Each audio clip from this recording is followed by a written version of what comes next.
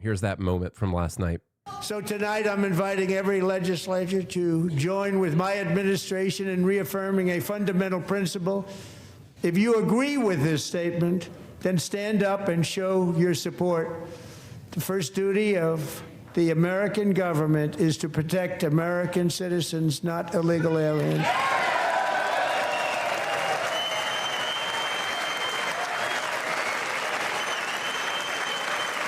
A house divided. Isn't that a shame? You should be ashamed of yourself not standing up. You should be ashamed of yourself.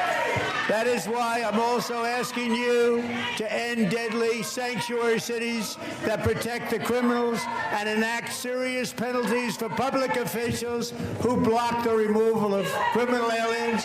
In many cases, drug lords, murderers all over our country, they're blocking the removal of these people out of our country, and you should be ashamed of yourself. He just keeps getting louder and louder to where the mic is flipping. Yeah. It sounds more like a British parliament. It does.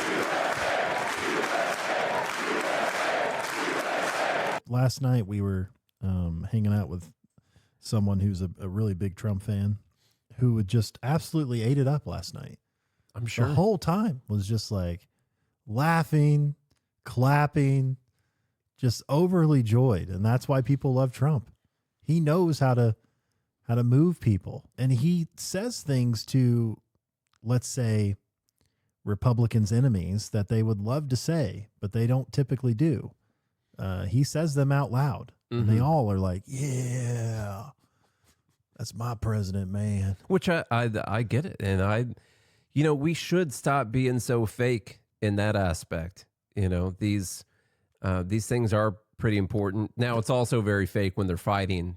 That's oftentimes because a bunch of these people are friends. That's why I said it's the best TV. It is. Here is the Team USA moment, and then we'll get to some of the policy stuff that happened last night. Country is winning again. In fact, we're winning so much that we really don't know what to do about it. People are asking me, please, please, please, Mr. President, we're winning too much. We can't take it anymore. We're not used to winning in our country. Until you came along, we're just always losing, but now we're winning too much. And I say, no, no, no, you're going to win again. You're going to win big. You're going to win bigger than ever. And to prove that point, here with us tonight is a group of winners who just made the entire nation proud. The men's gold medal Olympic hockey team. Come on in. Are the Democrats standing for that one? I think they might have.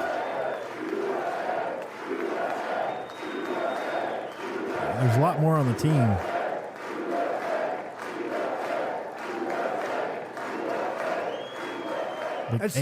Eight guys got to come in? Yeah, I don't want to spoil this fun moment with the USA chant and everything. I'm one of those guys that actually gets infuriated when I hear these people in Congress chanting USA, because I want to slap those words out of their freaking mouths when they're out there doing that. It's like one of the most hypocritical things they can do.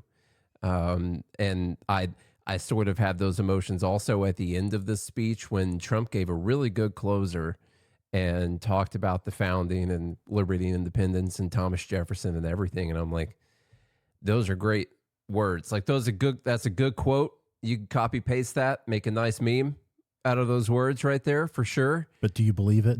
Yeah. So do your actions follow those words? Let's pretend like we actually believe those things and care about them. And then what will we do after that? Not what we're going to do this week. Or the next at all. Here's I saw some people on Twitter calling for a Massey Rokana ticket. Well, yeah. So one of those is in Dumb Bleep of the Week because actually the like libertarian or like classical liberal caucus, whatever it's called, the CLC, was talking about a Massey Rokana ticket, and I'm like, weren't you guys really upset that libertarians were voting for Trump? Rokana is the one pushing for wealth tax and all that. I mean, what's the difference here other than you just hate Trump? What's the big difference here? You're literally going to talk about putting someone on a ticket and supporting them that wants to increase taxation in the U.S., wants to increase everything the government does. Well, I think I would vote for it above what we have right now. I think I would vote for it if Massey was the president. No, I would not vote for it at all. No, I would not give Massey my vote if Ro Khanna was on the ticket. Why not? Because they're just going to kill Massey the next day, and then we got Ro Khanna. Oh, I see what you mean. All right, here we go. First time I've ever seen them get up. And actually, not all of them did get up, but they beat a fantastic Canadian team in overtime, as everybody saw, as did the American women who will soon be coming to the White House. I have to say that, and I told them this, and we took a vote of the team. I said, anybody votes no, I'm not doing it. So they stood there, and they weren't about to say no, because I've never seen a goaltender play as well as goalie Connor Hellebuck. Think of it, 46 shots on goal, and I asked him, the one shot, the one where you put your stick in the back and it hit the neck of your stick and bounced off, you practiced that, or was that a little lucky? He refused to answer that question. But I just want to tell you that the members of this great hockey squad will be very happy to hear, based on their vote and my vote, and in this case my vote was more important, that I will soon be presenting Connor with our highest civilian honor, which we will be given and which has been given to many athletes over the years. But when I say many, not too many, like 12, it's called the Presidential Medal of Freedom. All right, there's that clip. I mean, he's the main reason they won the game. Yeah. So Did a good job. It's a nice moment. Team USA, that's cool. You know, we can't help but feel they're all well matching. A little bit of patriotism. Now he's going to go back and play in Canada, I think, afterwards. But I saw someone do an impersonation of Trump before this speech, talking about the USA hockey team, the men's team, and beating Canada, which he calls Snow Mexico. Yeah. It was so Heard funny. that before. That's good. All right. He then gets to some economics. And of course, at the beginning of the speech, most people are only going to watch like the first 20, maybe 30 minutes if they have a high pain tolerance. But that's about as much of the speech as they're going to watch. And so at the beginning, it's really talking a lot about things that are important for the midterms. And what you heard at the beginning of the speech is, of course, we came into the Biden economy, which was a total disaster. All of the affordability issues are due to Biden and Democrats, and we've been doing a really great job getting all the prices down on all of these things. And let's listen to a little bit of that. My administration has driven core inflation down to the lowest level in more than 5 years. And in the last 3 months of 2025, it was down to 1.7%. Gasoline, which reached a peak of over $6 a gallon in some states, under my predecessor, it was quite honestly a disaster, is now below $2.30 a gallon in most states, and in some places, $1.99 a gallon. And when I visited the great state of Iowa just a few weeks ago, I even saw $1.85 a gallon for gasoline. Mortgage rates are the lowest in 4 years and falling fast, and the annual... All right, before we get to this part, this is not important, and I'm probably going to cut it out, but the way I cut the applause out, I just wanted to mention is hilarious to me because it looks like people are like, I'm going to get up and, like every time they like stand up and immediately sit back down like they weren't supposed to get up. It's kind of funny. Now he's going to say something on homes, which is frustrating. And what we've landed on here is that the problem with housing affordability, the problem with being able to afford a home is not the price of the home. It's that the mortgage interest is too high. And as long as we can get the mortgage interest down to a very low level, then we fixed the affordability of homes. So once again, not that the price of houses has gone up too much or it's too high. We just need 100-year mortgages. Something like that. It's just that the mortgage rates went up so high, and that's where the issue came in. And that is not true. Now, I will grant them that a big fall in the price of a house would not be enjoyed by all the people who have homes and are looking to sell their homes and move into a new home. except for the fact that the other homes would also decrease in price. And so I guess it wouldn't be that big of a deal. But this is not like a great message for people where you explicitly say, we're not trying to get the price of the house down. We're just trying to get the financing the house down. And that's going to solve the problem. And here's that. Years and falling fast, and the annual cost of a typical new mortgage is down almost $5,000 just since I took office. 1 year. And low interest rates will solve the Biden-created housing problem while at the same time protecting the values of those people who already own a house that really feel rich for the first time in their lives. We want to protect those values. We want to keep those values up. We're going to do both. If you like your values, you can keep your values. And we are going to keep it that way. More Americans are working today than at any time in the history of our country. Think about that. Any time in the history of our country, more. So I got to come in and be that guy on the couple statements. The cost of mortgage payments went down since Trump came in because mortgage rates have come down. And so your yearly financing fees have gone down. That's not doing much to actually help the underlying price of the thing that people are buying. And of course, forcing the mortgage rates down lower than they should be would actually make the price of the houses go up more. Because basically they're going to calculate out there's a price that people can pay every month for a house. And either the mortgage rate's going to go up a bunch, and so the price of the house is going to be held down a little bit because so much of that is the actual interest that you're paying every month, or you get rid of the interest, it's going to leave room for the actual price of the house to come up. But there is like a price that they know people are going to be able to pay, and that's roundabout where the prices are going to end up equalizing. Either it's going to be interest or it's going to be the price of the house.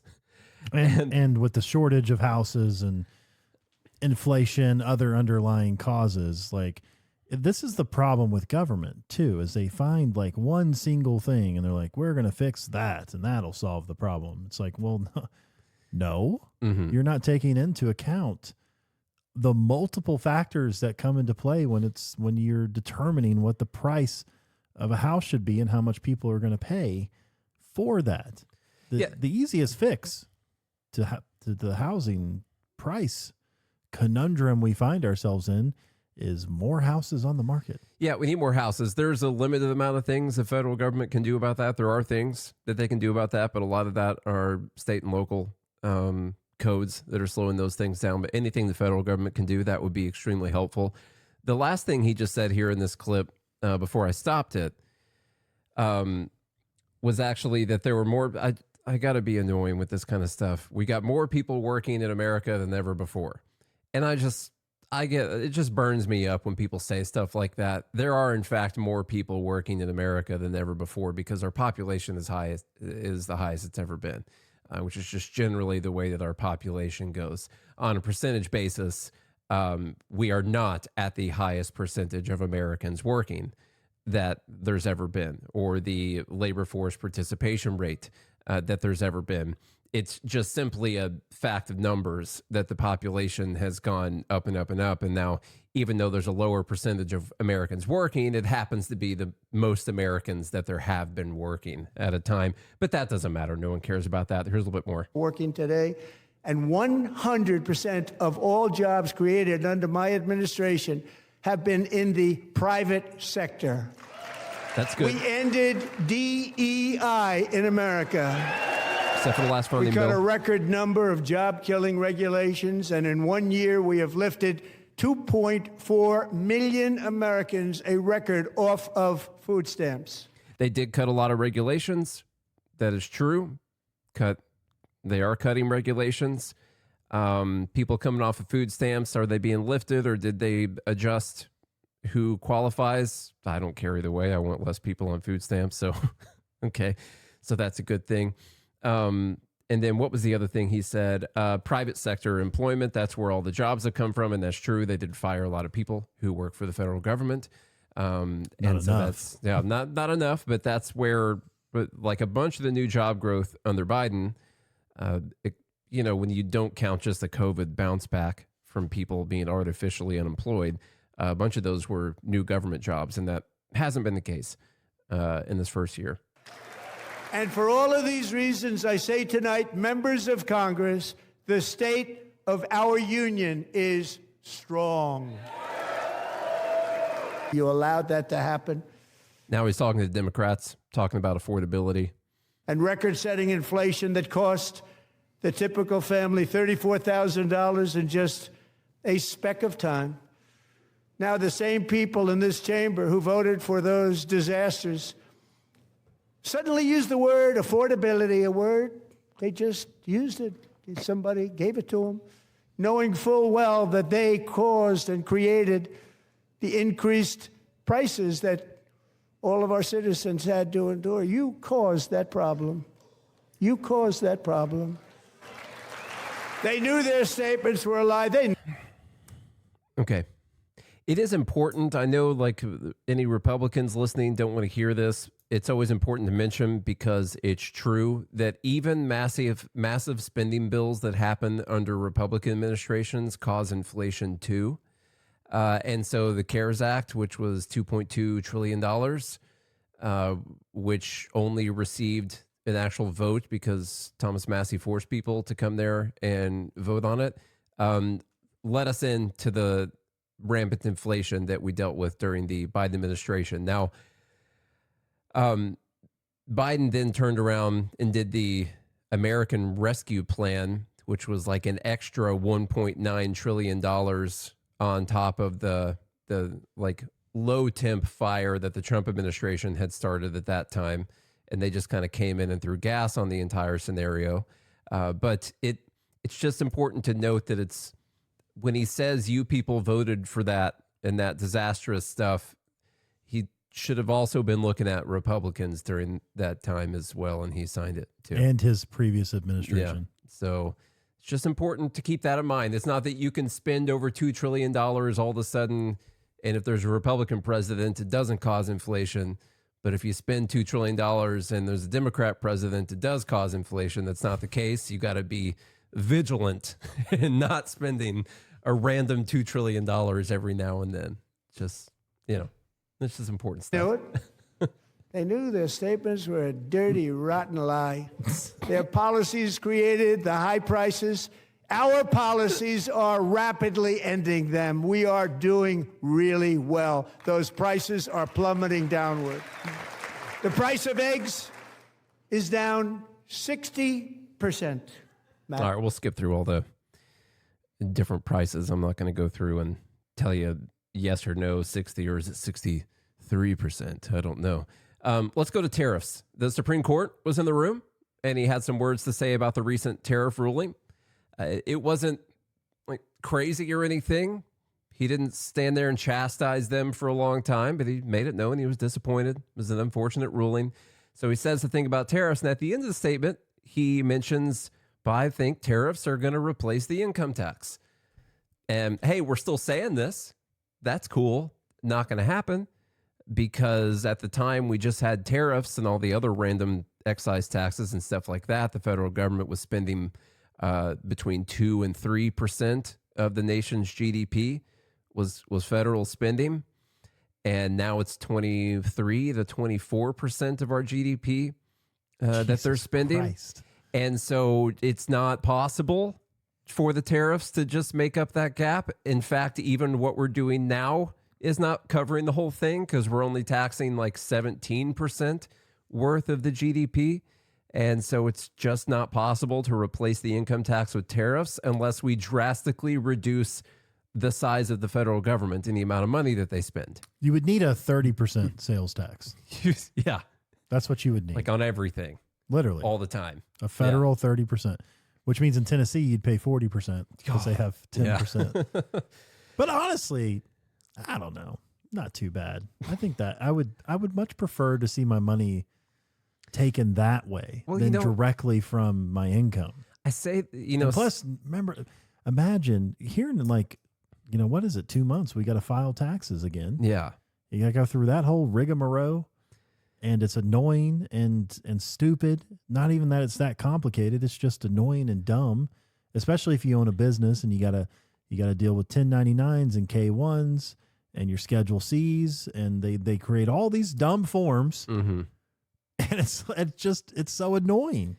Yeah, it's just it's not going to happen until the people decide they really want that to happen, and it's not going to be replaced by a 30% sales tax because they'll call that a regressive tax that hits disproportionately hits poor people because they spend the greater amount of their income on things, and so it's disproportionately going to affect them. And as you say that, like, oh, I'd rather have the 30%. Then I was like, not that I do this, but I've heard of people finding ways when they're filling out the forms to pay less money at the end of the year.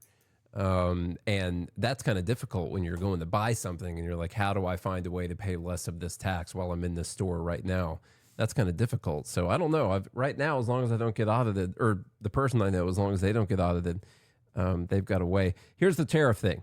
One of the primary reasons for our country's stunning economic turnaround, the biggest in history, where the Dow Jones broke 50,000 4 years ahead of schedule. 50,000. And the S&P hit 7,000, where it wasn't supposed to do it for many years, were tariffs.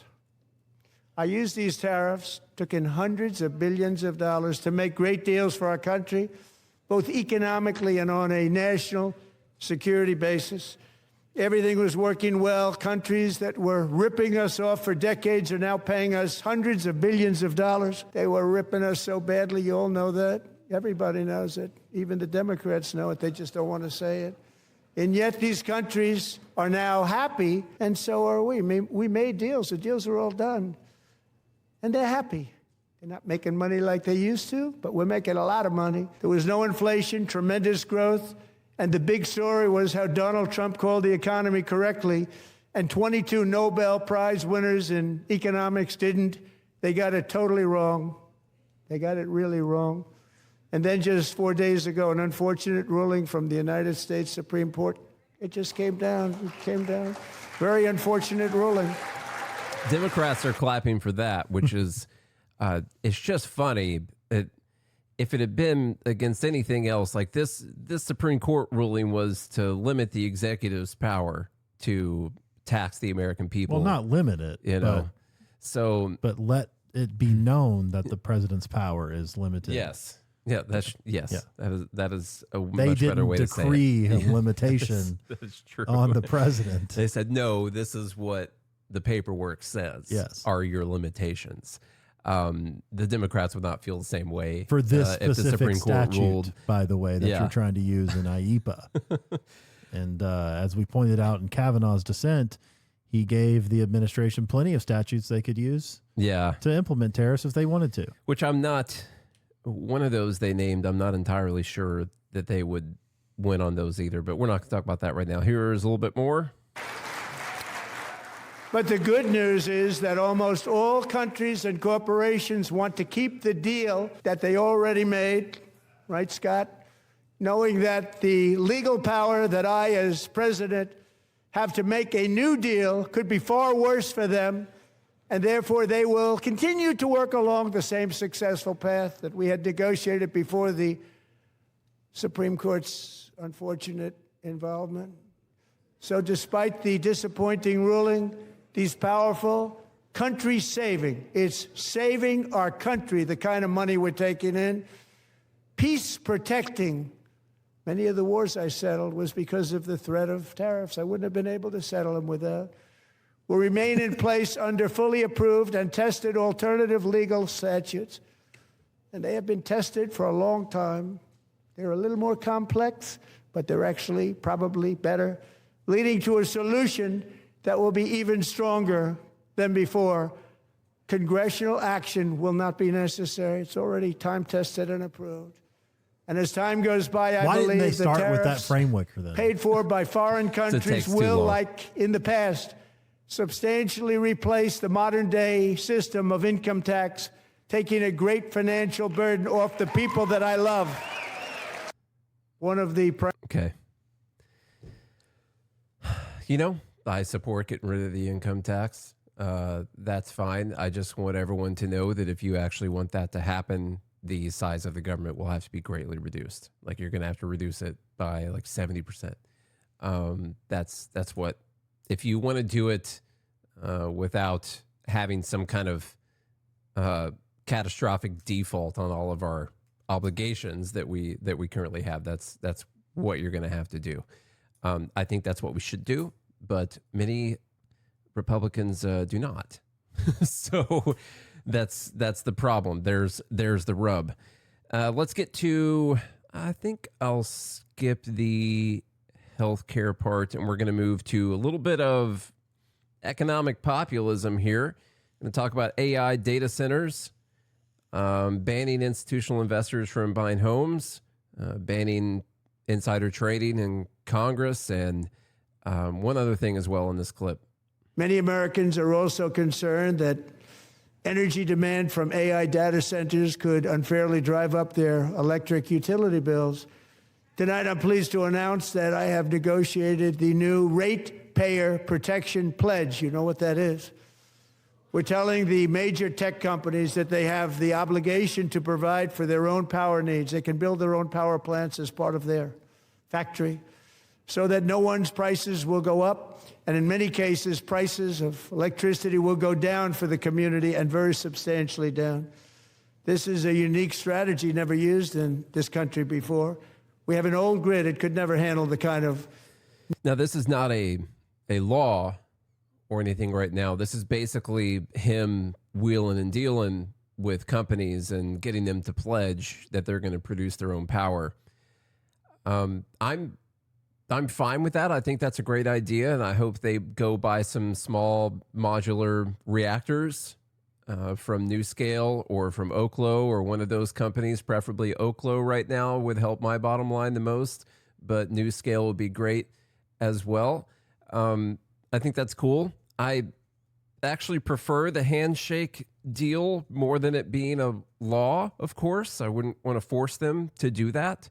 And in fact, if you force them to do that, that might hurt this whole idea that it's going to decrease the price, because you'd be legally enforcing that these people buy some kind of a product, in this case, electricity generation, or they can't do a thing, which is actually going to harm the whole supply-demand side of the market when they're legally obligated to go buy that so they can build their factory. That's going to create an imbalance with the price negotiations on those things. Here's a little bit more. Numbers, the amount of electricity that's needed. So I'm telling them they can build their own plant. They're going to produce their own electricity. It will ensure the company's ability to get electricity while at the same time lowering prices of electricity for you, and could be very substantial for all of you cities and towns. You're going to see some good things happen over the next number of years. Another pillar of the American dream that has been under attack is home ownership. With us tonight is Rachel Wiggins, a mom of two from Houston.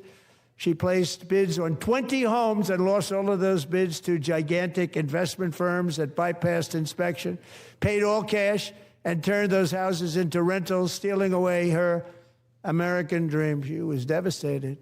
Stories like this are why last month I signed executive order to ban large Wall Street investment firms from buying up in the thousands single-family homes.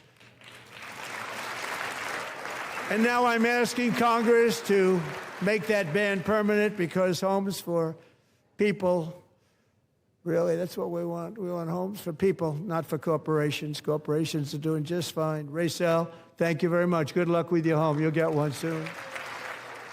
I do feel like the corporations probably end up having people living in the homes, but, I don't think the corporation lives there. But, yeah, sure. And isn't it like 4% of homes? It's not even less than that. Yeah, it's not. Yeah, it's not that high.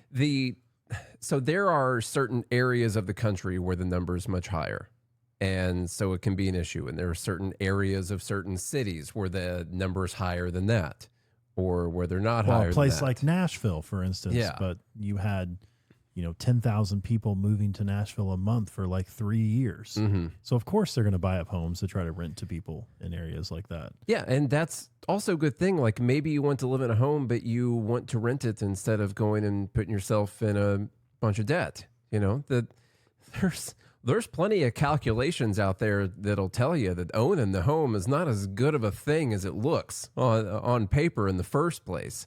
But I get it, and in certain areas, it can raise the prices. Now, should the government come in and ban people from buying it? No, I don't. No, I don't think that's the job of the government to do that.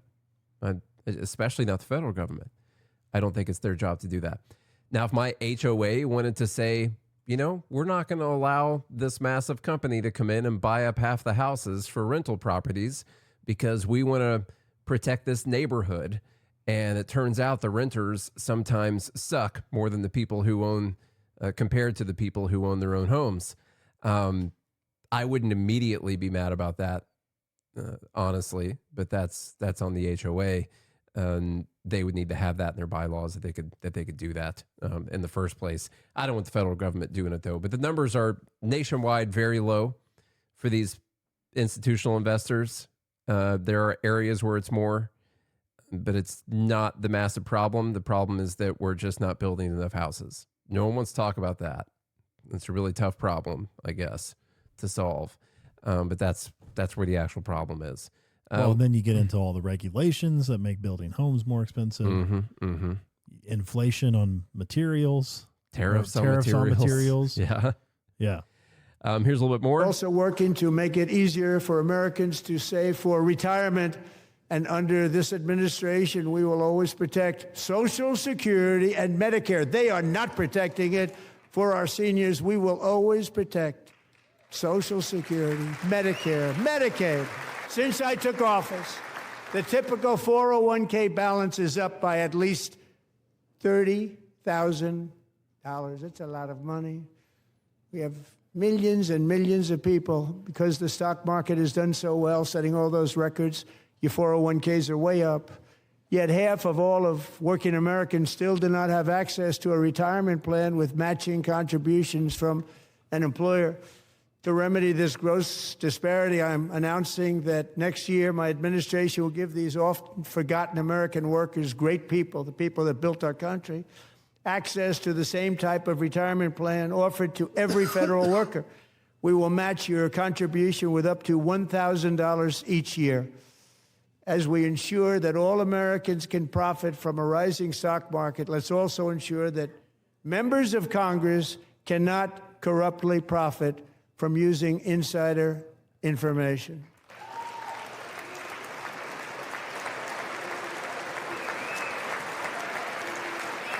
They stood up for that. I can't believe it. I can't believe it. Did Nancy Pelosi stand up if she's here? Doubt it. Pass the Stop Insider Trading Act without delay. Okay. Just let it keep playing there, since we'll run long on time, as we always do going through these things.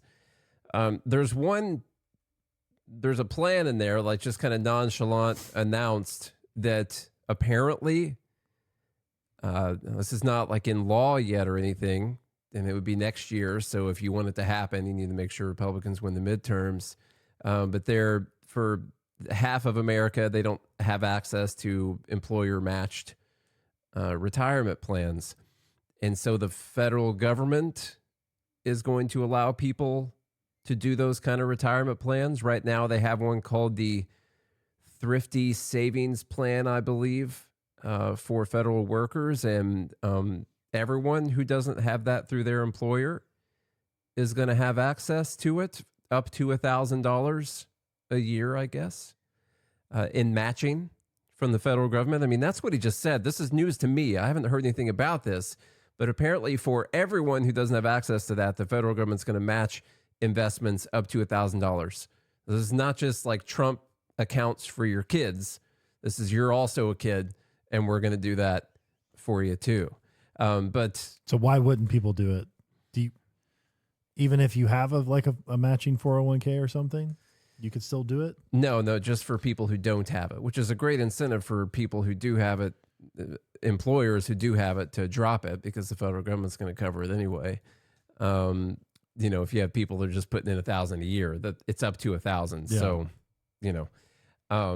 Depends on what the numbers work out to on that.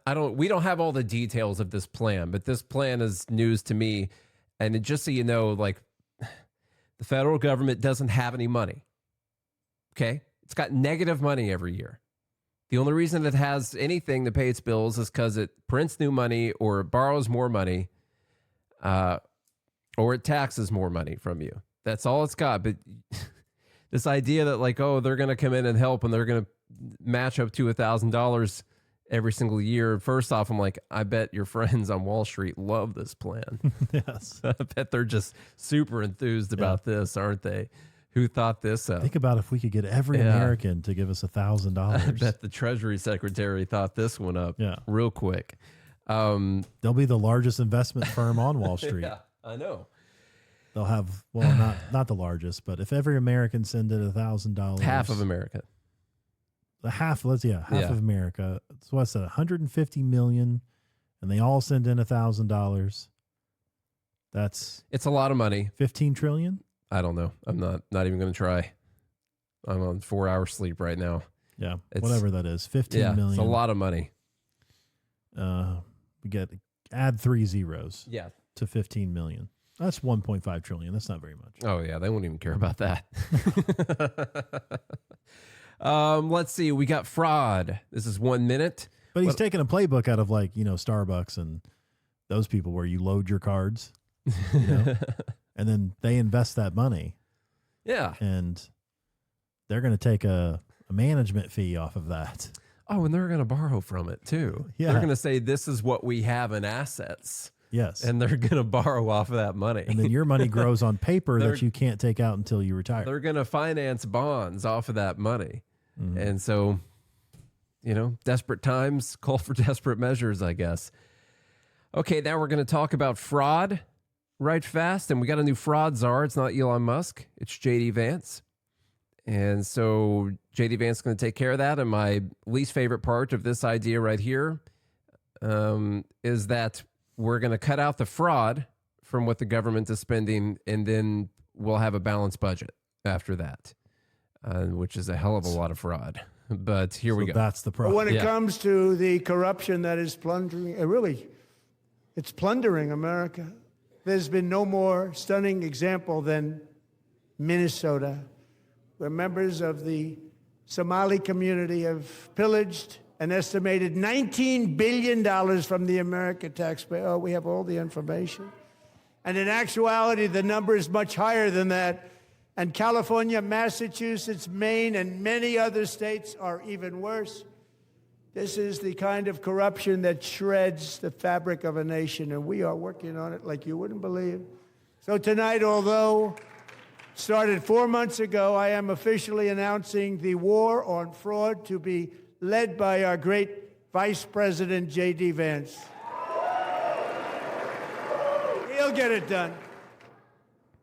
If we're able to find enough of that fraud, we will actually have a balanced budget overnight. It'll go very quickly.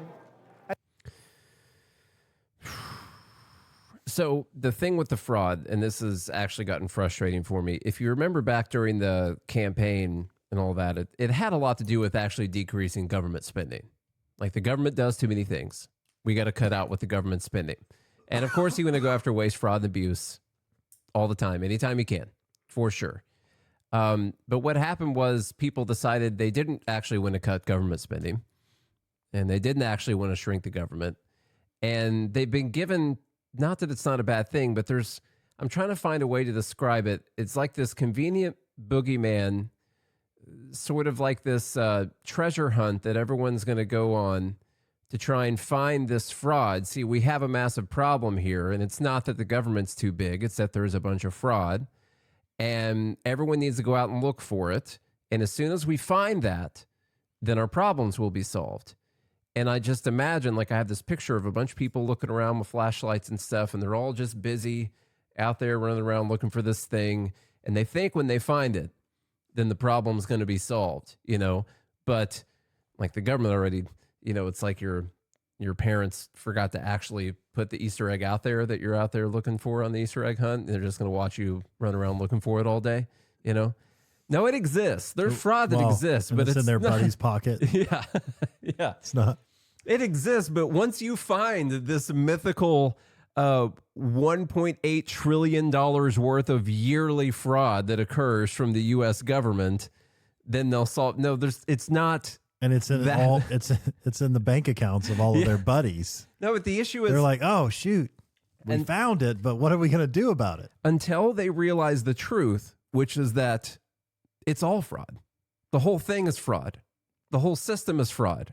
Until they realize that, they ain't going to find $1.8 trillion worth of fraud. It's just not going to happen. And they're going to keep looking for it. And they're being told, like, as soon as you find that, we'll have a balanced budget. Not going to have any more deficit. Go have fun, kids. We're going to go in here and drink some wine. And Everything and we're that's it. doing is fine if we could find the fraud. Yeah. Yes. That's the rest of only this- problem. The rest of this spending is totally okay. And at the same time, they keep voting to fund the programs that have all the fraud that all the people are looking for, too. It's like I don't know what it's like a dog chasing its tail. Like Yeah. that's the only way to describe Well, it. at Really. least they're doing something. Yeah. Though, Nate. That's the thing. It's just like a thing to keep the people busy. Just go out there and look for that, and we're going to keep doing everything that we're always doing over here. And then we get to Iran. Got a couple minutes here on Iran. It is interesting. The first part of it is congratulations on how awesome Midnight Hammer was, and we obliterated their nuclear capabilities. The second half is we might have to go to war because of their potential nuclear capabilities that they're working on, and that all occurs in the same clip. He does say some nice sentences about how he would rather do this diplomatically and all of that. He would rather not go to war, which I'm sure made Lindsey Graham very upset to hear that. I'm sure Mark Levin probably turned the TV off when he said that he would rather not go to war at this time. But here's that clip. Last June, the United States military obliterated Iran's nuclear weapons program with an attack on Iranian soil known as Operation Midnight Hammer. For decades, it had been the policy of the United States never to allow Iran to obtain a nuclear weapon. Many decades. Since they seized control of that proud nation 47 years ago, the regime and its murderous proxies have spread nothing but terrorism and death and hate. They've killed and maimed thousands of American service members and hundreds of thousands and even millions of people with what's called roadside bombs. They were the kings of the roadside bomb. And we took out Soleimani. I did that during my first term. Had a huge impact. He was the father of the roadside bomb. And just over the last couple of months with the protests, they've killed at least, it looks like 32,000 protesters. 32,000 protesters in their own country. They shot them and hung them. We stopped them from hanging a lot of them with the threat of serious violence. But this is some terrible people. They've already developed missiles that can threaten Europe and our bases overseas, and they're working to build missiles that will soon reach the United States of America. After Midnight Hammer, they were warned to make no future attempts to rebuild their weapons program, and in particular, nuclear weapons. Yet they continue. They're starting it all over. We wiped it out, and they want to start all over again, and are at this moment again pursuing their sinister ambitions. We are in negotiations with them. They want to make a deal, but we haven't heard those secret words. We will never have a nuclear weapon. My preference. So just important right there, and you're about to see a really interesting moment. He didn't even have to force the people on the left. Most of the Democrats are naturally stand up and applaud while we're talking about our red line for Iran that would lead us into a war with Iran. Like that's something that most of them naturally got up for, which is why you see like Thomas Massey and Ro Khanna's war powers resolution has no shot at ever clearly of getting through.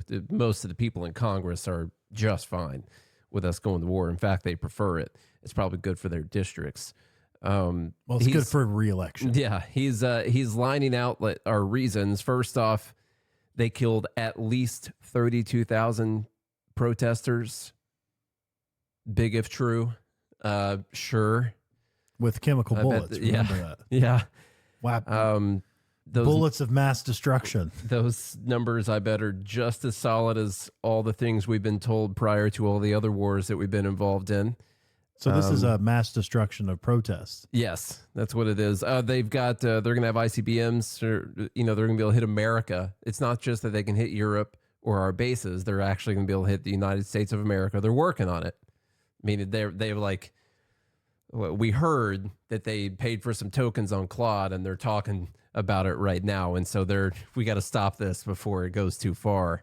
They're gonna vibe code their ICBMs. Yeah. It's a dangerous world we're living in right now, man. And of is. course, they're working, even though we obliterated their nuclear capabilities, they are working on starting that back. And one thing I've noticed over the last couple days, as we talked about this on Monday too, Steve Witkoff said that they were a week away from what he called industrial grade bomb making material. Now, he probably meant weapons grade bomb making material. Notice they didn't say like, he didn't specifically say uranium. Like they're about to hit the number on the uranium and they're going to have it. That's not even what they're talking about. They were pretty specific with the words. And Trump, in my opinion, showed that they don't exactly mean the uranium right now. They mean that they blew up some stuff, and there's some signs that maybe they're starting to put their offices back together afterwards. Like they've ordered some stuff, they got a commercial size refrigerator getting delivered next Tuesday, and some stuff like that, some KN95 masks and some things like that are showing up. And so they've got like industrial grade bomb making material showing up pretty soon. So he's got to lay out the case for why this is super important. And it's just like everything you've been told before, all the other wars that we got involved in. I hope this one doesn't happen. I liked that he said he would prefer diplomacy. It was interesting to see that everyone stood up for this thing, though.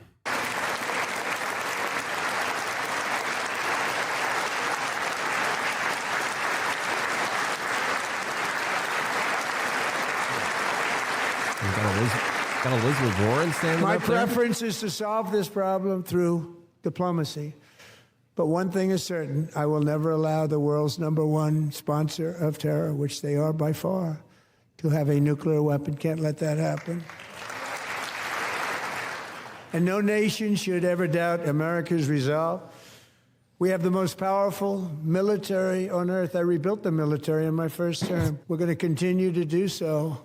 Also, we just approved a $1 trillion budget. We have no choice. We have to be strong, because hopefully we will seldom have to use this great power that we built together.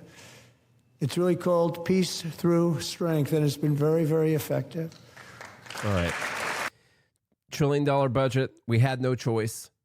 We just have to do it. We got to be strong. Peace through strength. Hope we never have to use it. But unfortunately, as we see, we always have to use it, because as people who do budgets know, if you don't use it, you lose it. And so they find a way to use it as often as they possibly can. Yeah, that's unfortunate. I'm going to move on to the next thing, which is a couple good moments before we get out of here. My actual favorite moment of last night's speech, which I honestly thought overall went pretty well. It was pretty good State of the Union as far as a campaign speech State of the Union goes. Did a good job bringing people in and telling their stories. And that, we care about people and their stories. That's what people care about. And so he told a lot of stories last night. And my favorite actual one was this 100-year-old veteran that ended up getting, I think, surprised. I hope it was an actual surprise. Getting surprised with the Medal of Honor last night, which is pretty cool. I left a little bit more applause in here because it was actually cool in the moment to see everyone there applauding for, it was like 2 minutes and 39 seconds or so. They were applauding this guy getting the Medal of Honor. So here's that moment. There is one last living legend to honor before we go.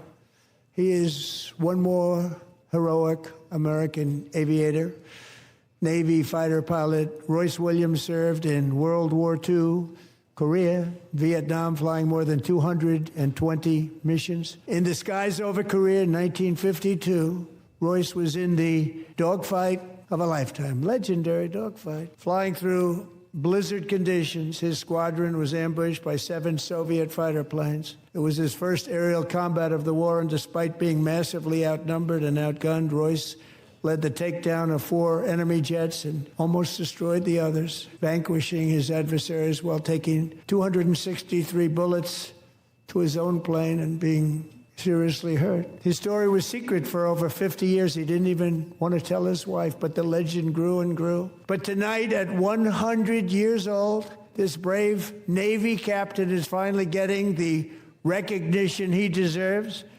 He was a legend long before this evening. Royce, please stand up, and I will ask the First Lady of the United States to present Captain Royce Williams with his Congressional Medal of Honor.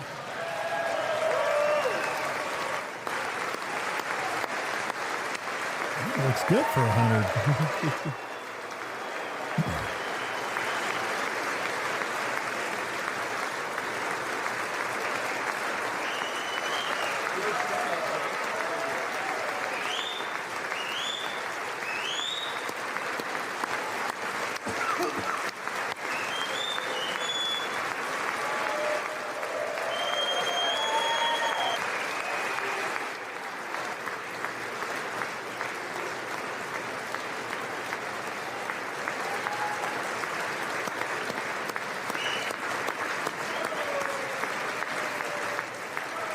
Thank you, Royce, and thank you, Eric.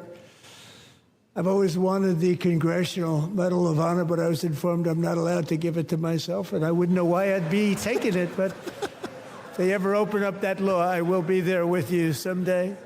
Yeah, I left that there. Yeah. Bless. I just thought it was a great. He can't even let this 100-year-old war veteran have his own moment. This has got to be a joke. I did not see that part. I didn't actually see it until I was editing the video this morning. Oh my God. Yeah, I was like, I got to leave that in there because that's something else, man. Let me tell you what. I get it. He's joking around. He'd probably see the polls and decide not to give himself the Medal of Honor. But, you know, there's a good chance he's actually thinking about it. Or what do you think the odds are that he actually had someone look into it to see? Like, do you think he maybe actually had Stephen Miller look into whether or not he could get the Medal of Honor? Probably. Yeah. Maybe not. I can't Maybe give it it's to myself. Pure joke. But Pure if joke. they ever open it up, I'll be right there with you. For what? What did he do in combat? Didn't you see what happened in Pennsylvania in Butler? Oh, yeah. Come on. That's true. Yeah. Took a bullet for this country. I thought the Medal of Honor, though, was about saving other people. We got to go above and beyond the Call of Duty, I believe. Yeah, I'm not sure that really fits, but it was a funny moment. Would it be funny if he awards himself the Presidential Medal of Freedom, which is like the civilian award of the Medal of Honor? I wouldn't put it past him. Okay, here's the closing statement. I thought it was good. He's commander in chief. Is he not military? I mean, they had this I've heard this discussion before, but I guess no. He's the civilian commander. He's got to be, right? He's Interesting. Not, I don't know. How does that work out legally? Okay. The final clip that I have, as I said to begin the show, is a really good clip. It's a great way to close out the speech. It happens right after the moment that we just saw with this 100-year-old veteran getting the Medal of Honor. And it actually was really well written, pretty well delivered. And I really wish that everyone would actually listen to it and believe it and adhere to it and fight for it in the way, especially when you're going to invoke the Founding Fathers and the founding of America. I get a little bit frustrated when you just continue to do things that are like worse than the king that they were declaring independence from. And so I'll go ahead and play the clip. I thought it was great. 250 years is a long time in the life of a nation. but in another sense, it's really a mere moment in the eye of history. Two of the gentlemen we met in the gallery this evening took their first breaths 1 century ago, 100 years before that, on July 4th, 1826, the author of the Declaration of Independence, brilliant, Thomas Jefferson, drew his last breath. Just a single long human lifespan separates the giants who declared and won our independence from the heroes who stand among us tonight. Everything our nation has done, everything we have achieved, has been the work of those few great lifetimes. In those brief chapters, Americans built this nation from 13 humble colonies into the pinnacle of human civilization and human freedom, the strongest, wealthiest, most powerful, most successful nation in all of history. Americans ventured out across the daunting and dangerous continent.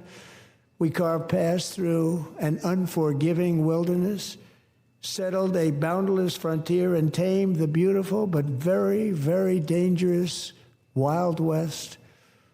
From empty marshes and wide open plains, we raised up the world's greatest cities. Together, we mastered the world's mightiest industries and shattered history's monstrous tyrannies.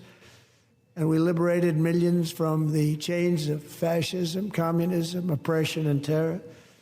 Americans lifted humanity into the skies on the wings of aluminum and steel. And then we launched mankind into the stars on rockets powered by sheer American will and unyielding American pride. We wired the globe with our ingenuity. We captivated the planet with American culture. And now we are pioneering the next great American breakthroughs that will change the entire world. All of this and so much more is the enduring legacy, unmatched glory of the hardworking patriots who built and defended this country and who still carry the hopes and freedoms on all of humanity's backs. For years they were forgotten, betrayed, and cast aside. But that great betrayal is over, and they will never be forgotten again. Because when the world needs courage, daring, vision, and inspiration, it is still turning to America. And when God needs a nation to work his miracles, he knows exactly who to ask. There is no challenge Americans cannot overcome, no frontier too vast for us to conquer, no dream too bold for us to chase, no horizon too distant for us to claim. For our destiny is written by the hand of providence, and these first 250 years were just the beginning. From the rugged border towns of Texas to the heartland villages of Michigan, from the sun-kissed shores of Florida to the endless fields of the Dakotas, and from the historic streets of Philadelphia to right here in our nation's capital, Washington, D.C., the golden age of America is upon us. The revolution that began in 1776 has not ended. It still continues because the flame of liberty and independence still burns in the heart of every American patriot. And our future will be bigger, better, brighter, bolder, and more glorious than ever before. Thank you, God bless you, and God bless America.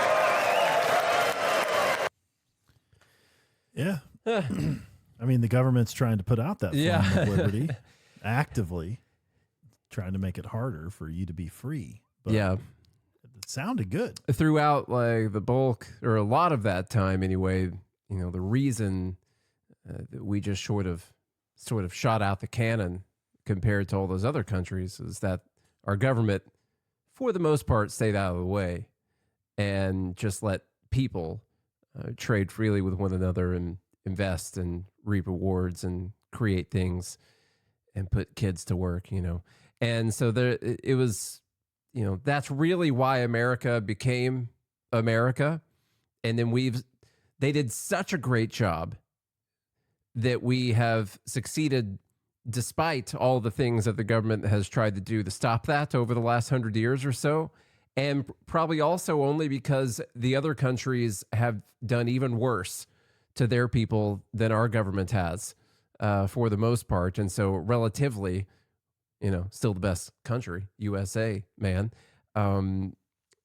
It's I think relatively that is the case, and that's why we are still the big superpower that we are. I like how you said, last 100 years or so, because you could really see freedom start to erode around 1913 for sure, and beyond. And before that as well, maybe in the 1860s as well. But there's look, a few things happened, but it didn't last. Yeah, and the people didn't go for it. I mean, imagine, having an income tax for the Civil War, and then that after the war was over, it stopped. It went back to no income tax after that. What? And then they decided, oh, wow, that worked really well during Lincoln. Let's do that. Let's do that forever. some more. How about that? We need more money. Yeah, if we could at least get back to pre-1913, I mean, that would be a great step in the right direction for sure. That's where I'd like to go. Only I'd like to have everything that we have right now, except for the taxes. Just imagine we could have had AI in the 60s. Yeah, we could all be dead by now. Yeah. We gotta have our AI conversation. Yeah. I get super black pilled on it sometimes, but I mean, we could be going to Mars right now had the government not hampered the productivity of the United States. We could be going to Mars on a commercial space flight right now. Yeah, if they wouldn't have stood in the way. This podcast would be coming to you just in your mind. Yeah, and Nate and I wouldn't even have to talk to each other; just be thought transfer. Automatically. Or I gotta tell you, man, here's a real simple thing. Sounding too good. Here's a real simple thing we already could have. We could have roads that automatically heat up when the snow touches it, and there would be no more ice or snow on the roads. Hot roads. Hot roading. I like that. Wouldn't that be something? That'd be fine. I'd settle for roads that don't have potholes so bad that they rip a tire off of your car as you're driving down the road. Or cause an accident that somehow the people who made the road or the government's not responsible for. All right, man, let's go. Hey, Ed, I'm going to tell you right now because I always forget at the beginning, which is when I'm supposed to do that. Comment on YouTube, hit like, and subscribe. Reactions on YouTube are the most important thing now. Getting the viewer is good. Getting a subscriber is great. But actually eliciting the response out of people is even better. And you can actually get the viewers and the subscribers. And if you don't get the responses, the algorithm doesn't care. Only respond or like if you feel that you should do so. We welcome it. Okay, I want conversation. Did you disagree with something that we said during this? Probably. Get on there and call us a dumbass if you want to do that, Or did you agree with something? Maybe not. But if you did happen to agree with something that we said, then get on there and say, yeah, that was awesome. Good job, man. If you think Nate is a racist, fascist, or Nazi, call him that on YouTube. You specifically. You should. And we could debate it there.